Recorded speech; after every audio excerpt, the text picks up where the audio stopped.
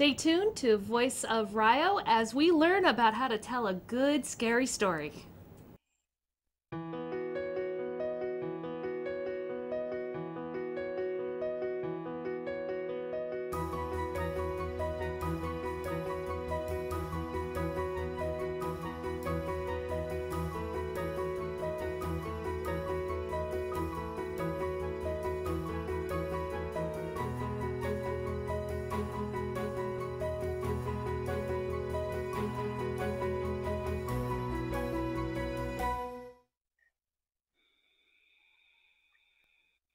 Hello and welcome to another episode. I guess it's an episode of the Voice of Rio Grande. I'm Dr. Donna Mitchell, Dean of the College of Professional and Technical Studies, along with Dr. Heather Duda, Dean of the College of Arts and Sciences. Hi, Heather. Hi, Donna. How are you? I'm great. How are you? I'm doing well. You know, it's that time of year. It's Halloween time. I know, and I'm so happy all my body parts show this time rather than just my head. I agree. That was fun, but I felt that my head was getting a little bit, too large there and getting a mind of its own. We didn't want to be lightheaded, right? Not at all. Well, it's a beautiful day on campus. I know I say that just about every time, but every day on campus it seems it's beautiful. The sun's shining, and we have so many activities going on that I can't even keep track of everything. It's a busy social calendar for folks here at Rio this time of year. And we even have auditions for an opera coming up. We do, and so I suppose we'll be probably talking about that in a few months and sharing some more information. And maybe even getting a little excerpt or somebody to come in and talk with us about it. That would be great.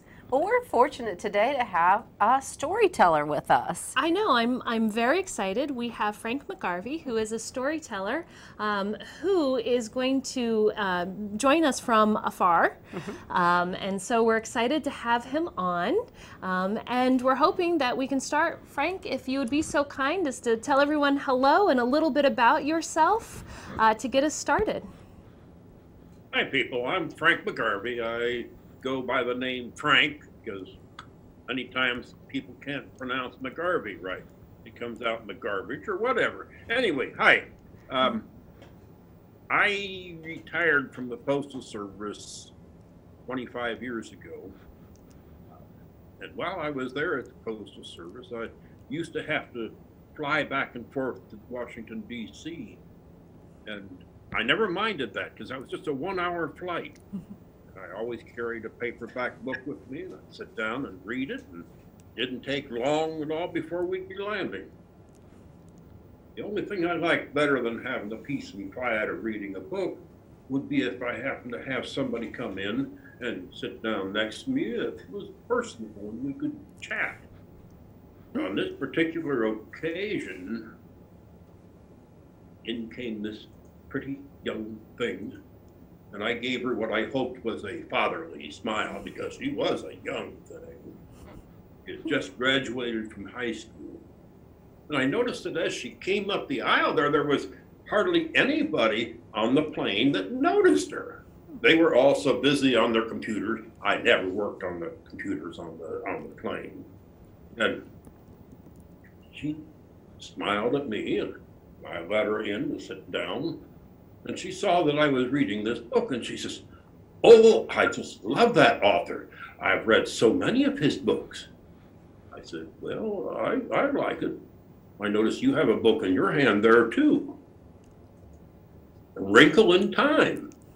Madeline Engel, is that good? I've never read that." "Oh, you have to read it. I just love this. I've read this 3 times, and I took it with me to be able to read them when I get into D.C. My aunt sent me the money for the airplane ticket to come to D.C. For my graduation." "Oh, that's nice. I am just going to go to every monument in the city. I'm going to go through all of the Smithsonian." By the time she got done telling me what she was going to be doing, I was worn out. She said, then she got up and left, and she left her book sitting there on the seat. She went to the back of the plane, and while she was back there, the fasten seatbelt sign came on.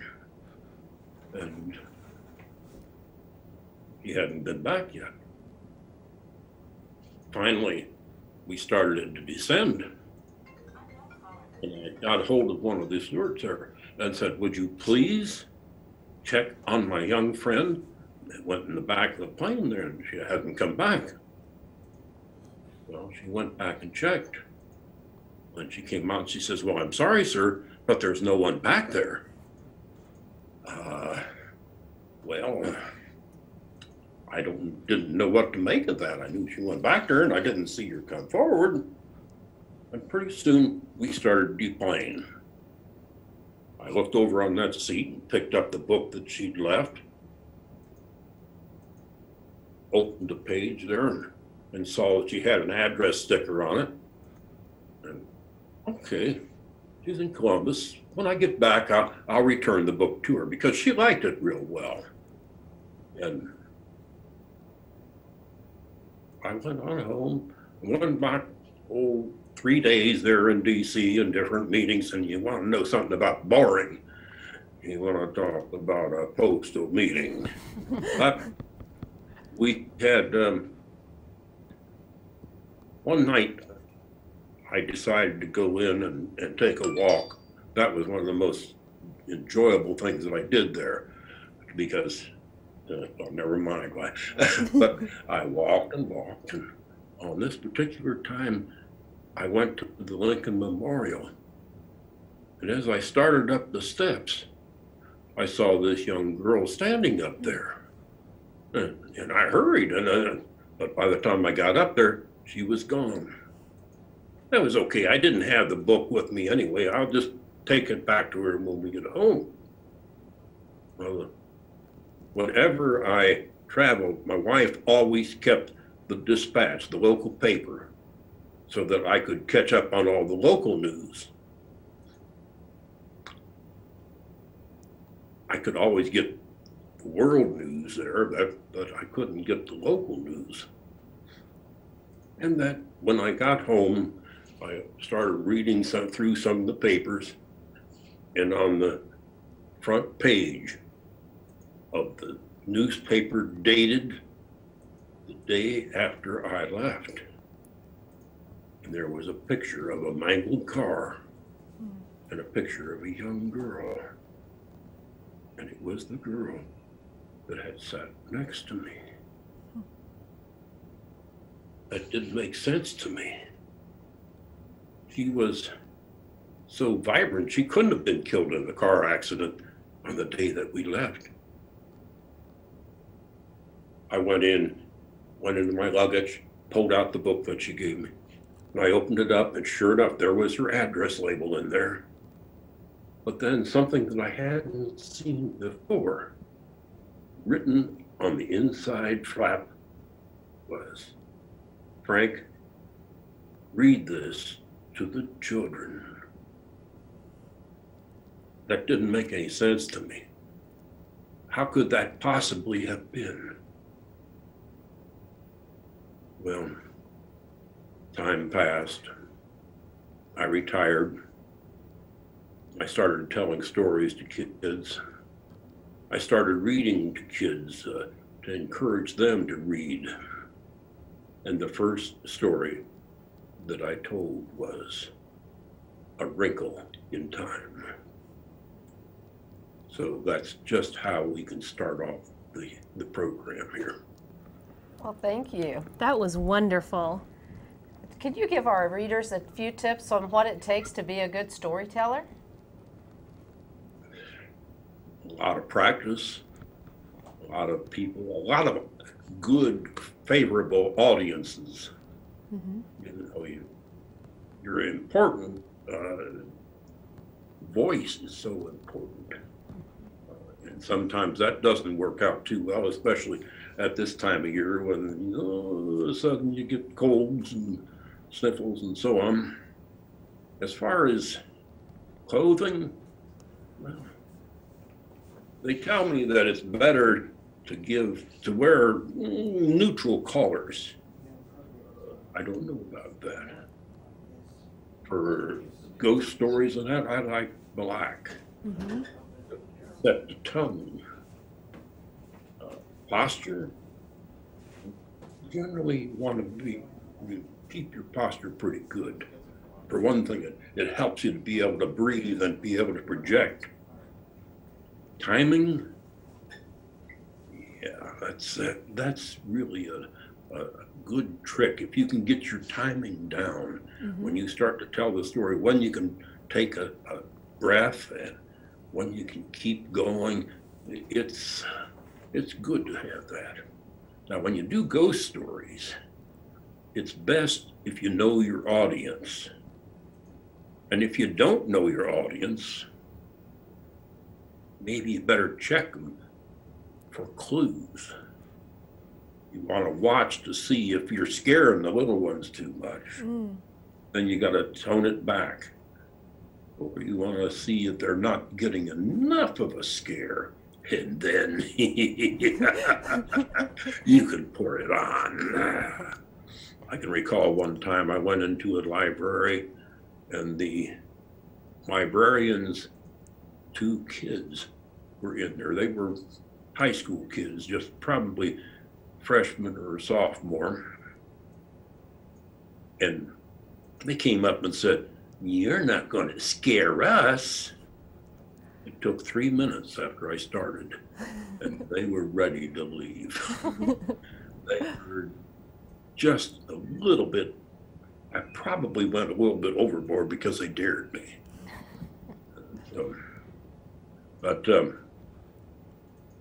sometimes when you're telling spooky tales, it's a really good idea to put some humor in the tales. Because that way they can go ahead and say, "Well, that's good. I'm not scared. That's all right. Fine. I'm splendid. That's all right. He can't scare me." And then there's always a thing that I have learned from one of our famous storytellers, that if the people, the kids particularly, are afraid to go to bed at night, and to take off their shoes and not leave them in the living room, but to take them into their bedroom, put one shoe pointing underneath the bed and the other shoe pointing out the door. Then if any ghostly, ghastly thing ever comes in, it'll scratch its head, if it has one. It'll look at those shoes, try to figure out whether it was coming or going. Turn around, leave your room, leave your house, and never come back again. And I know that this works. I'm an old man, and I've been doing this for many, many years. And I've never been bothered by any monsters other than my 12 grandkids. That's a great way to keep the children from throwing their shoes down in another room. I remember telling this to one class, and the mother told me that, well, she was the teacher. She says, "I always have my kids put their shoes right in one particular place so that they can get them fast in the morning. But now my kids won't put them there." And they put them underneath their bed, but they know where they are, so that's all right with me. That's right. Those kids are quite old now, in the mid-20s. As I say, I've been telling for a while. Where do you draw your inspiration from for your stories? Oh, I don't know. I guess out of my own screwed up head. But I read a lot of books. I really like, I remember hearing R.L. Stine back in 1994, when I started reading to the kids, actually 93, but in 94, that's when he was the top seller in the New York Times book list. He sold more books than anybody else. And that went on for 6 months. Nobody topped him, because these books were kids' books, goosebump books. Right. And they loved them. And they sold a lot of them. The kids enjoyed them so much. So did I. I even went and saw the movie. I haven't seen the second one, but I did see the first one. It was fun. So, again, one of the things I'd like to stress, though, is know your audience. And if you don't know your audience, watch them closely. See how you're coming across to them so that you can give them what they want, what they need, and you know what can happen if you don't pay attention to your audience. You can get them scared, and you don't really. They all say they want to be scared, but what they want to be is scared and safe. Right. And you really want to leave them with the idea that everything is okay. For example, one of the folk tales, Taily-po, have you ever heard of that? I don't think so. Taily-po means nothing more than my poor little tale. And you go through and you tell them the scary story, and it is a pretty scary story if you use your voice to scare. Now, I've known a couple other storytellers that tell that and make it a comedy, and they do an extremely good job on it. But I prefer the spooky tales.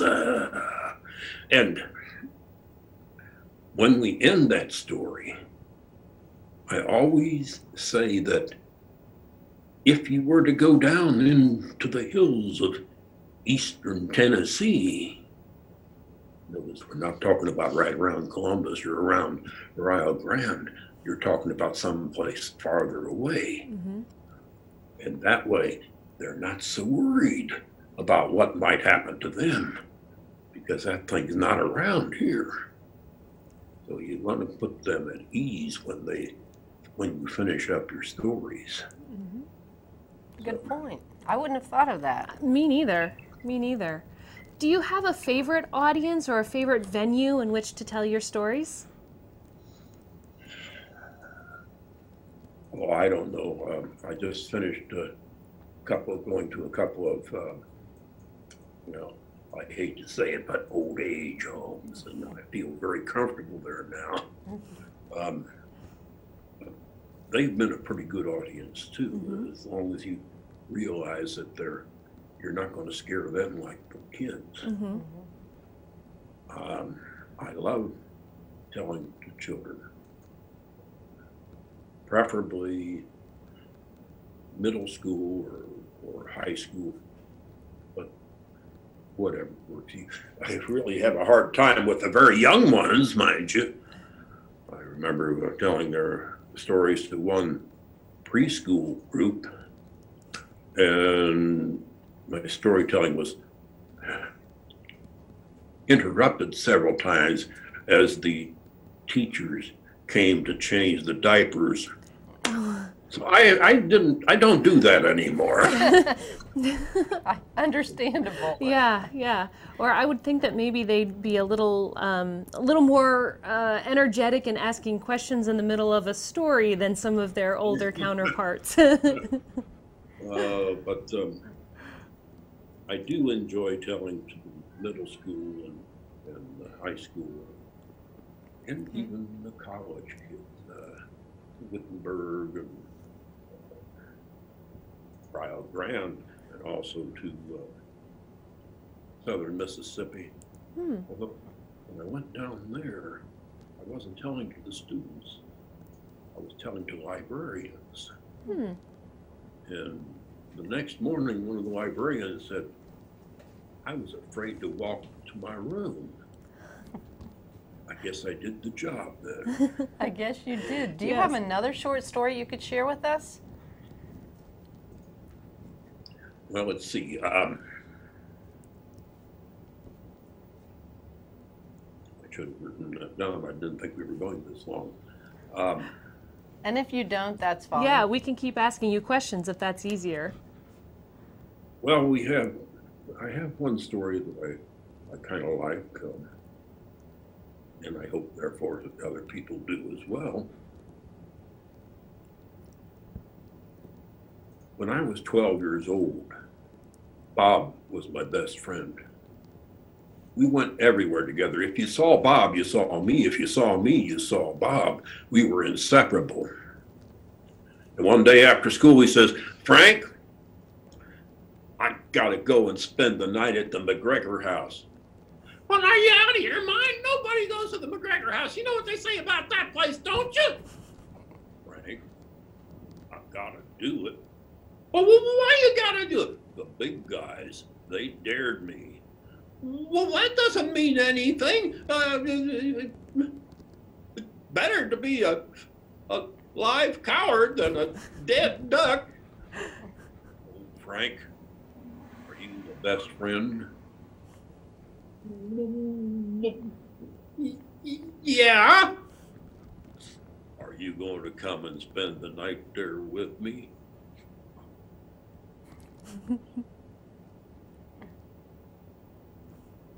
"Oh, all right." So after supper, Bob came over to the house. He had a blanket rolled up over his shoulder. He had a flashlight in his back pocket. "You ready to go, Frank?" I think I'm gonna make some peanut butter and jelly sandwiches to take with us." I figured I'd like to delay that as long as I could. So I took my time making the peanut butter and jelly sandwiches, wrapped them up in wax paper, put them inside my blankets, threw my blankets over my shoulder. Then I went over to the drawer and pulled out a stub of a candle and got some kitchen matches down, stuck them in my pocket. Oh, it was good. We started walking. It wasn't very far to the McGregor house. It was a big old place. They had a tall wrought iron fence all around it. When we got to the front gate, it had been so long since it had been opened, they knew that couldn't get in. It had been rusted shut. "Bob, come on, we gotta go home. There's no sense in going in here. We can't even get into this place." "Frank, let's see if there's an area where we can get in around the back here." So we walked around the back. Fence was leaning in a little bit. I was a whole lot thin than I am now, so we squeezed through. Bob walked around to the front. We went up on the steps, but the door had been nailed shut. "Oh, we can't even get in here. Let's go on home." "Oh, now, wait a minute. Let's look around. Maybe one of these boards on the windows might be loose." We walked around until we came to the back. There, by the back door, was a small window, kind of high up. One of the boards on that was loose, and Bob grabbed hold of it and ripped it off. "Frank, give me a boost." So I got down, I gave him a little boost. And he climbed in that window and he turned around and reached his hands out and says, "Here, Frank, give me your hands." Okay. He grabbed hold of my hands and he pulled and I climbed and I got in and we were in a little pantry off the kitchen. Oh, to keep the food stuff and the pots and pans. But no, there were no food items in there. There were no pots. There was nothing but dust and cobwebs. Cobwebs sticking to my face, sticking to my arms. I couldn't move without the cobwebs. And Bob reached into his pocket, pulled out the flashlight, pointed it down on the floor, and I could see his footprints in the dust. We walked on into the kitchen. "Bob, look at that! That knife in the countertop there, it's got blood on it." don't be such a chicken. That's nothing but rust. I don't think so. He walked on through the kitchen into the dining area where there was broken down table, broken down chairs. I followed him into the living room. There were two big overstuffed chairs covered with cobwebs. I said, Bob, why don't we knock some of these cobwebs out and we can sit down here, right in front of this fireplace. Well, there were bricks from the chimney that had fallen down onto the fire on the hearth. So, Bob, want to sit down here and we'll just eat our peanut butter and jelly sandwiches? Wait, Frank, we haven't seen what's upstairs yet. Oh, I'm not going upstairs. No, I told you I'd come and spend the night with you here, but I'll be darned if I'm going to go upstairs. Well, Frank, that's all right. You don't have to. I'm going upstairs. You can stay down here by yourself. Oh, no, I couldn't. And as he started up those steps, I was practically in his back pocket. We got up to the second floor there, and there was a door over here that was open and one over here that was open. And in this door here, in this room, there was a small bed and a baseball bat.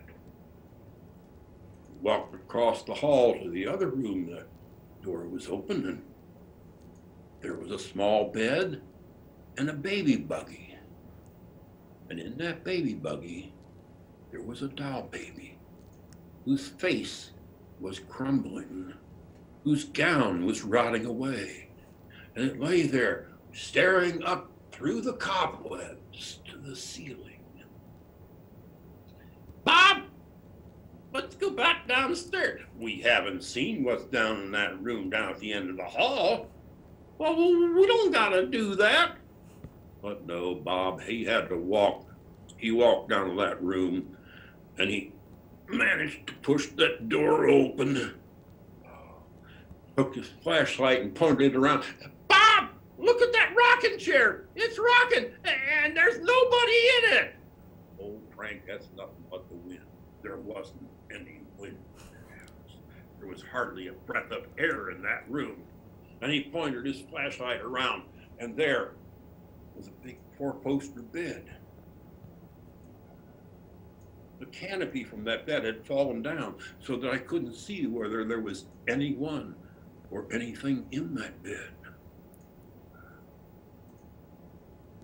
Bob, I'm gonna go back downstairs. And I turned around and I started to walk. And I saw the most ugly face I'd ever seen in my life. And I screamed bloody murder, and Bob was standing behind me. Frank, you're such a coward. That's a mirror. You scared yourself. If kids are young, that's where I stop. But if they're not, I give them the rest of the story. When I got tired of being laughed at, I stomped down the stairs and I plopped myself down in a chair and I sat there with my arms folded. Bob knew I was angry, so he came down. He wiped off the lawn seat, sat down. I said nothing. He said nothing.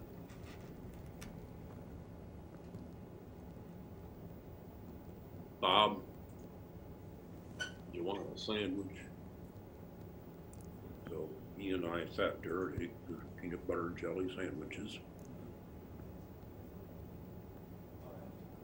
Then what do you suppose we did? We're two 12-year-old boys in a haunted house. We told ghost stories. He told me about the hairy toe, and I told him about the dancing skeleton, and he just, I just knew that there was no way in the world I was going to go to sleep that night. And we sat there, peaceful and quiet, and somehow or another, I must have fallen asleep. And we'll have to end right there, and our audience will have to wonder what happened at the end of that story. We're out of time, but thank you so much for spending time with us today, Frank. All right. I was so enthralled in the story, I didn't even realize what time it was getting. Frank, thank you so much for sharing your stories with us. And thank you for joining us on the Voice of Rio Grande.